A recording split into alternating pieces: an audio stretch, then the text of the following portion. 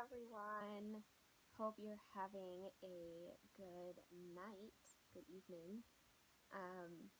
I have been thinking about what to share with you guys today, and I'm gonna go on a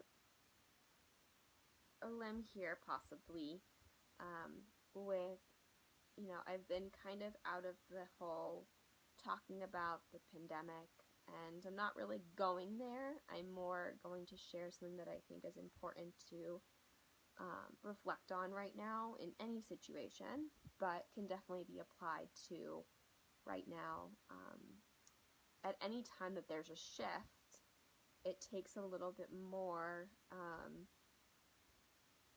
time to really connect to your gut. And so that's going to be the main focus of today is what does it mean to trust your gut, and thinking about when I say that, how does that resonate with you? Are you one of those people that go, I can't trust my gut, which, why can't you? Sometimes I'll say, like, I don't know if I can trust my gut on this, and why can't we? Why do we not trust ourselves and our instincts and our gut? We are human, and we, when the cavemen and all of that, which is where we come from, right? They were able to have that fight or flight and have those instincts and problem solve, and we still can now. And so I bring up this trusting your gut because right now is a shift. It's a shift where things are changing. We've gotten to be a little bit more comfortable with our situation right now of things are closed and we need to stay at home, and that's what's been told. Now there's not enough information to know that when things are opening up, if it's still really safe to go. And I've had so many conversations with friends and family about, what's going to happen. And I think everyone's going to do what they think they need to do. And I think it's also important not to judge what other people are doing, because we could spend all day judging the people around us, but it doesn't do anything for us. It's really an opportunity to go inward and think about, what is my gut telling me to do right now? Do I need to be going out? Am I going to be okay staying in? What do I value right now? And, big picture, what's important? And reminding yourself that it does not matter what everyone else is doing. You need to figure out what's best for you and your friends and your family. And that may look different for all of us. And so I challenge you to not focus so much around you of the choices that everyone else is making. And I know for me, I may be judgmental about this place being open. And I remember even with the things being open that were necessary, we had talks about what was considered necessary or not. And at the end of the day, those are things we can't control. Things are going to be opening up if we agree with it or not. And I'm not sharing my view on it all. I'm just sharing that I think it's a really good time to reflect and go, those are things I can't control or change, or really I could have a thought about if I feel like it's right or not, and what should open and what should not, and what people should be doing or not. But that's not what we should be focusing on, because we can't control that. But what we can control is to figure out, what do I need to do? What is my gut telling me that I need to do? Is it do things the exact the same that I have been doing? That's an option. Is it to no, I'm ready and I want to be able to go to the things that are open now, and just doing that and taking everybody else out of it in the sense of judging other people. Of course, we have to think about our loved ones and the impact of what we do with certain things, which I know can be the opposite of mindfulness, because then we just start going through all the scenarios in our head. If I go to this place, what does that mean? And this and that. And so that's where it's like, connect with yourself and what's going to help you heal through this.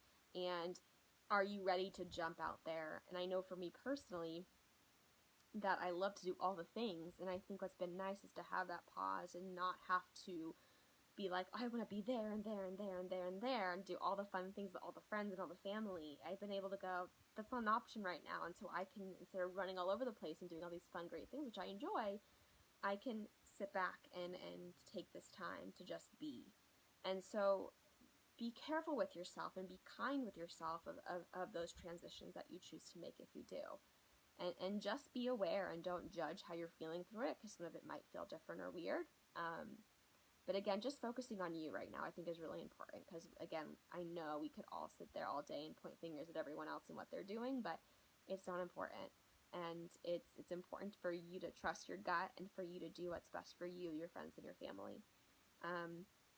And so with that, I have a quote that I'm going to share for us to take a moment to breathe into and think about through the rest of our night. So that is the following. It says, between stimulus and response, there is space. In that space is our power to choose our response. In our response lies our growth and our freedom. Okay, so I'll say that one more time. Between stimulus and response, there is a space. In that space is our power to choose our response. In our response lies our growth and our freedom. So what does that mean to you? So I'm going to take it kind of piece by piece, and then we're going to do a short meditation on that. So between stimulus and response, there is space. So between what is happening and how we respond, there is space. We could make that a very small space, which would make us more to be reactive, right? We don't give so much time to think, we just respond, or react. Versus if we let more space and we become mindful of what am I feeling, what emotions are occurring, and what is really real and not. What are the thoughts that aren't me, but just thoughts coming and going, and then my response. And there is space in that, if we allow it. In that space is our power to choose our response. So again, between that space, power to choose our response, meaning that we use that mindfulness and that moment of pause to come up with what we truly feel in that moment and being able to articulate that. That is powerful. In our response lies our growth and our freedom. So basically it's saying if you take that time to allow that pause, you bring that power, you cultivate that mindful moment to figure out all the emotions and feelings in that moment. And then what lies in your response is that growth and that freedom. So maybe you can think of a time that you really did pause, even though it may have been really hard to not be to be reactive, but realizing there was so much growth in that mindful pause to respond instead of react. And the growth of that pause and the freedom you feel when you can truly articulate what really is going on is so powerful. And so that's kind of, again, that's what the quote is meaning to me. I'm breaking it down of how it means to me, but what does that mean to you?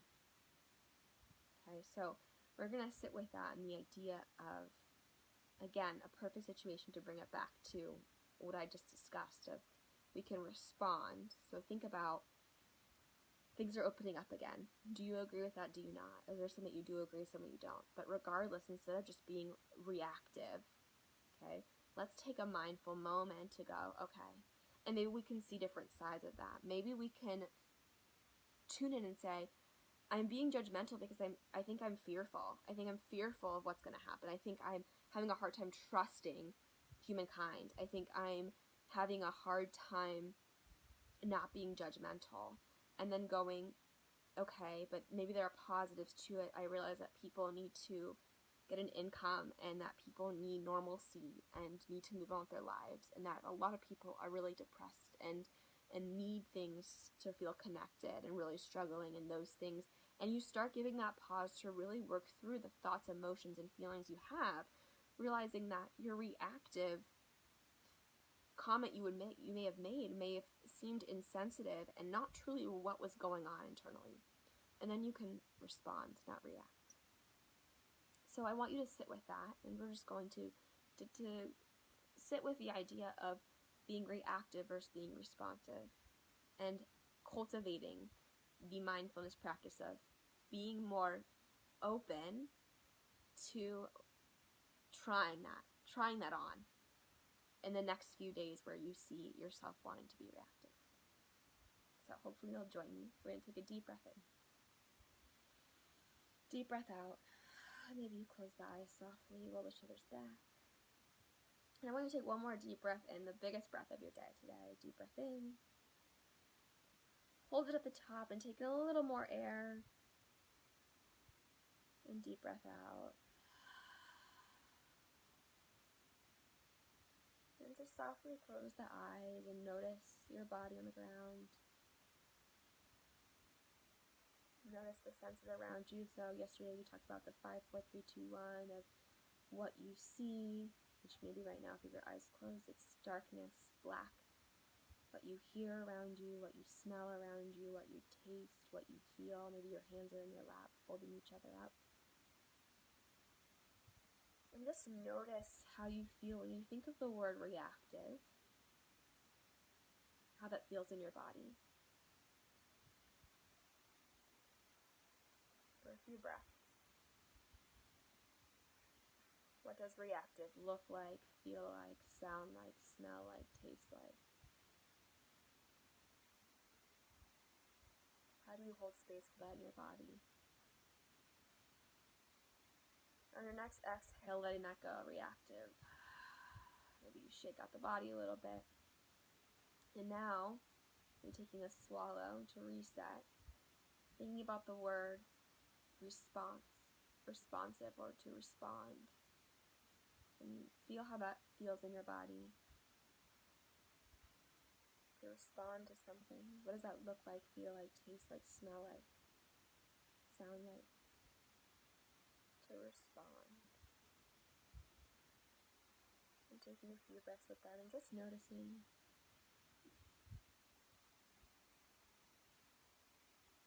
And taking a deep breath in. And on your exhale, letting it out. Maybe giving a little bit of a shake just to restart that. Come back to neutral. And just notice, before you just jump open your eyes and move on to the next thing, just kind of be here in the present moment with those 2 words. They're just words, but noticing the emotions around those 2 words. Just kind of taking, what are your awareness, what is it bringing up for you? What growth can you take away from that experience, and what powerful practice can you take away from that experience? You take 1 or 2 more deep breaths. And slowly, when you're ready, no rush to open your eyes. So I challenge you for the rest of the night and tomorrow before we meet again to notice moments that you feel like you want to be reactive versus responsive.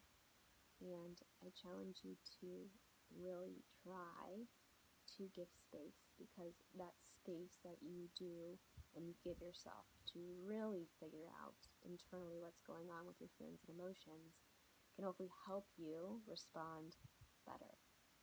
So I hope that you have a beautiful rest of your night. I see a friend on right now and it's their birthday, and so I'm so honored that Ro, you are on here. And I hope that, and again, the idea that every day is a beautiful day if you want to choose to make it. There's millions of people that are born on a day that is their special day. Every day is a special day. And so make sure that you always continue to love on each other and check in with each other and know you're loved, know you're worthy, know you're enough, and know that you will be okay, we will all be okay, and there are brighter, better days ahead. So we might as well enjoy this present moment together. I hope you have a great rest of your night, and I will see you all tomorrow. Stay well, guys.